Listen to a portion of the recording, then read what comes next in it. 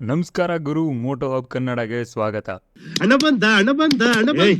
ತಮ್ನೆಲ್ ಮತ್ತೆ ಟೈಟಲ್ ನೋಡಿ ನಿಮ್ಗೆ ಆಲ್ರೆಡಿ ಗೊತ್ತಾಗಿರುತ್ತೆ. ಇವತ್ತು ನಾವು the all new Pulsar NS400 ಬಗ್ಗೆ ಮಾತಾಡ್ತಾ ಇದ್ದೀವಿ ಅಂತ. ತುಂಬ ಜನಕ್ಕೆ NS400 ಬರುತ್ತೆ, ಲಾಂಚ್ ಆಗುತ್ತೆ ಅಂತ ಮೊದಲೇ ಗೊತ್ತಿತ್ತು. ಅದೇ ರೀತಿ NS ಫ್ಯಾನ್ಸ್ ಕೂಡ ಗಾಡಿ ಡಿಸೈನ್ ಬಗ್ಗೆ ತುಂಬಾನೇ ಎಕ್ಸ್ಪೆಕ್ಟೇಷನ್ಸ್ ಇಟ್ಕೊಂಡಿದ್ರು. ಗಾಡಿ ಈ ರೀತಿ ಬಲ್ಕಿ ಆಗಿರುತ್ತೆ, ದೊಡ್ಡ ಟೈರ್ಸ್ ಇರುತ್ತೆ, ಅಗ್ರೆಸಿವ್ ಪೊಸಿಷನ್ ಇರುತ್ತೆ ಅಂತ ಏನೇನೋ ಕನಸುಗಳನ್ನ ಕಂಡಿದ್ರು.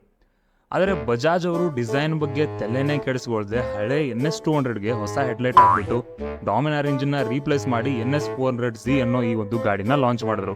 ಆದರೆ ಒಂದು ನಿಮಿಷ, ಹೊಸ NS400Z ಚೆನ್ನಾಗಿಲ್ಲ ಅಂತ ಅಂದವ್ರು ಯಾರು? ಎಲ್ಲರೂ ನೋಡೋ ನೋಟ ಬೇರೆ ಬೇರೆ ಥರ ಇರುತ್ತೆ.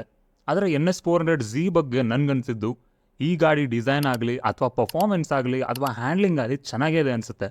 ನಿಮಗೆ ನಿಜವಾಗ್ಲೂ ಎರಡು ಕಣ್ಣು ಕಾಣಿಸೋದಿಲ್ವೇ? ಯಾಕಂದ್ರೆ ಇನ್ಸ್ಟಾಗ್ರಾಮಲ್ಲಿ ನಾನು ಪೋಲ್ ಹಾಕಿದಾಗ 40 ಜನರಲ್ಲಿ 55% ಜನ ಅಂದ್ರೆ 22 ಜನ ನೋಡಿ ಸೈಕ್ ಆಗಿದೆ ಗುರು ಅಂತ ವೋಟ್ ಮಾಡಿದ್ದಾರೆ. ಕೊಡೋ 1,85,000ಕ್ಕೆ ಈ ಹೊಸ NS400Z ಅಲ್ಲಿ ಹಳೆ ಪಲ್ಸರ್ಗಳಲ್ಲಿ ಇಲ್ಲದೆ ಇರೋ ಹೊಸ ಫೀಚರ್ಸ್ ಇದೆ.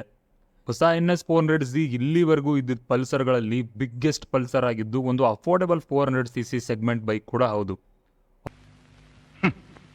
ಹೊಸ NS400 ಡಿಸೈನ್ ನೋಡೋಕೆ ಹಳೆ NS200 ತರ ಇರ್ಬೋದು. ಬಜಾಜ್ ಅವರು ಸ್ವಲ್ಪ ಡಿಸೈನ್ನ ಇನ್ನೂ ಬಲ್ಕಿಯಾಗಿ ಮಾಡಿದ್ರೆ ಜನ ಇನ್ನೂ ಜಾಸ್ತಿ ಇಷ್ಟಪಡ್ತಿದ್ರೇನೋ ಅನ್ಸುತ್ತೆ. ಆದರೆ ಹೊಸ NS400Z ಅಲ್ಲಿ ಹೊಸ ಫೀಚರ್ಸ್ ಅಂದರೆ ರೈಡ್ ಬೈ ವೈರ್ ಇದೆ, ಹೊಸ ಡಿಜಿಟಲ್ ಇನ್ಸ್ಟ್ರೂಮೆಂಟಲ್ ಕ್ಲಸ್ಟರ್ ಇದೆ, ಇದರಲ್ಲಿ ರೋಡ್, ರೇನ್ ಮತ್ತು ಸ್ಪೋರ್ಟ್ ಮತ್ತು ಆಫ್ ರೋಡ್ ಅಂತ 4 ರೈಡಿಂಗ್ ಮೋಡ್ಸ್ ಇದೆ. ಡುವಲ್ ಚಾನಲ್ ABS ಜೊತೆಗೆ ಸ್ವಿಚಬಲ್ ABS ಕೂಡ ಇದೆ. ಹಾಗೆ ಸೇಫ್ಟಿಗೋಸ್ಕರ ಟ್ರಾಕ್ಷನ್ ಕಂಟ್ರೋಲ್ ಕೂಡ ಇದೆ. ಜೊತೆಗೆ ಫ್ರಂಟಲ್ಲಿ 43mm USD ಫೋಕ್ಸ್ ಇದೆ. ಹಾಗೆ ಫ್ರಂಟಲ್ಲಿ ಅಗ್ರೆಸಿವ್ ಆಗಿ ಇರೋ ಪ್ರೊಜೆಕ್ಟರ್ LED ಹೆಡ್ಲ್ಯಾಂಪ್ ಅಂತೂ ಸೈಕಾ ಕಾಣಿಸುತ್ತೆ. ಇಂಜಿನ್ ಬಗ್ಗೆ ಮಾತಾಡೋದಾದರೆ ಹಳೆ ಡಾಮಿನಾರಲ್ಲಿರೋ 373cc ಇಂಜಿನ್ನ ಮತ್ತೆ ಯೂಸ್ ಮಾಡಿರೋದು ಗೊತ್ತಿರೋ ವಿಷಯನೇ. ಇಂಜಿನ್ ಡಾಮಿನಾರ್ದಾಗಿದ್ರೂ ಹೊಸ NS400 ವೇಟ್ ಬಂದ್ಬಿಟ್ಟು ಬರೀ 174 kg ಅಷ್ಟೇ. ಬರೀ 1,85,000ಕ್ಕೆ 400cc ಗಾಡಿ ಅಂದರೆ ತುಂಬಾ ಒಳ್ಳೆ ಪ್ರೈಸಿಂಗ್ ಇರೋ ಗಾಡಿ.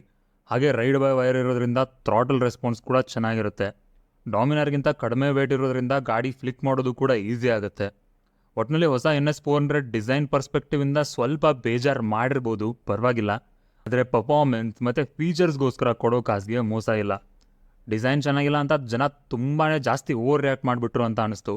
ಆದರೆ ಕನ್ಕ್ಲೂಷನ್ ಏನು ಅಂತ ಅಂದರೆ ಈ ಪ್ರೈಸ್ ರೇಂಜಲ್ಲಿ ಒಂದು ಪರ್ಫೆಕ್ಟ್ ಬೆಸ್ಟ್ ಇನ್ ಕ್ಲಾಸ್ ಅಥವಾ ಬೆಸ್ಟ್ ಇನ್ ಸೆಗ್ಮೆಂಟ್ ಗಾಡಿ NS400 ಹೌದು. ಒಟ್ಟಿನಲ್ಲಿ ಗಾಡಿ ಚೆನ್ನಾಗಿದೆ. ಒಬ್ಬರಿಗೆ ಒಂಥರ ಅನಿಸಿದ್ರೆ ಇನ್ನೊಬ್ರಿಗೆ ಇನ್ನೊಂದು ಥರ ಅನಿಸುತ್ತೆ. Power to weight ratio compare ಮಾಡಿದ್ರೆ ಸೆಗ್ಮೆಂಟಲ್ಲೇ ದಿ ಬೆಸ್ಟ್ ಬೈಕ್ ಅಂತ ಹೇಳ್ಬೋದು. ಹಾಗೆ ಸ್ಟ್ರೀಟ್ ಫೈಟರ್ ಡಿಸೈನ್ ಆಗಿರೋದ್ರಿಂದ ಸ್ವಲ್ಪ ಅಗ್ರೆಸಿವ್ ಪೊಸಿಷನ್ ಇರೋದ್ರಿಂದ ಗಾಡಿ ವೇಟ್ ಸ್ವಲ್ಪ ಕಡಿಮೆ ಇರೋದ್ರಿಂದ ಗಾಡಿ ಹ್ಯಾಂಡ್ಲಿಂಗ್ ಮಾತ್ರ ಸೈಕ್ ಆಗಿರುತ್ತೆ. ಗಾಡಿ ತುಂಬಾ ನಿಂಬಲ್ ಆಗಿರುತ್ತೆ, ಸಡನ್ನಾಗಿ ಫ್ಲಿಕ್ ಮಾಡ್ಬೋದು. ಕಾರ್ನರಿಂಗಲ್ಲಿ ಕೊಡೋ ಕಾನ್ಫಿಡೆನ್ಸ್ ಮಾತ್ರ ನೆಕ್ಸ್ಟ್ ಲೆವೆಲ್ ಇರುತ್ತೆ. ಒಟ್ಟಿನಲ್ಲಿ ಹೊಸ NS400Z ಡಿಸೈನ್ ನೋಡಿಬಿಟ್ಟು ಜನರ ಮೊದಲನೇ ಇಂಪ್ರೆಷನ್ ಈ ರೀತಿ ಇತ್ತು. ಆದರೆ NS400Z ಸ್ವಲ್ಪ ಕಾಮಿಡಿ ಕಿಲಾಡಿಗಳು ಉಮೇಶ್ ಕಿನ್ನಾಳ್ದಾರ ನೋಡಿದ ತಕ್ಷಣ ಇಷ್ಟ ಆಗಲ್ಲ, ನೋಡ್ತಾ ನೋಡ್ತಾ ಇಷ್ಟ ಆಗ್ತಾನೆ. ಬರೀ 1,85,000ಕ್ಕೆ 400cc ಗಾಡಿ ಅಂದರೆ ತುಂಬಾನೇ ಒಳ್ಳೆ ಪ್ರೈಸಿಂಗ್ ಇರೋ ಗಾಡಿ. ಒಟ್ಟಿನಲ್ಲಿ ಗಾಡಿ ಚೆನ್ನಾಗೇ ಇದೆ. ಒಬ್ಬರಿಗೆ ಒಂಥರ ಅನ್ಸಿದ್ರೆ ಇನ್ನೊಬ್ರಿಗೆ ಇನ್ನೊಂಥರ ಅನ್ಸುತ್ತೆ. This is an unwanted statement irrelevant to the current situation. So ಹೊಸ NS400 ನಿಮಗೆ ಹೇಗೆ ಅನಿಸ್ತು ಅನ್ನೋದನ್ನ ಕಮೆಂಟ್ ಸೆಕ್ಷನಲ್ಲಿ ತಿಳಿಸಿ. ಚಾನಲ್ಗೆ ಹೊಸಬರಾಗಿದ್ದರೆ ಸಬ್ಸ್ಕ್ರೈಬ್ ಮಾಡ್ಕೊಳ್ಳಿ. ಮುಂದಿನ ವಿಡಿಯೋದಲ್ಲಿ ಮತ್ತೆ ಸಿಗೋಣ. ಅಲ್ಲಿವರೆಗೆ ನಮಸ್ಕಾರ, ಬಾಯ್.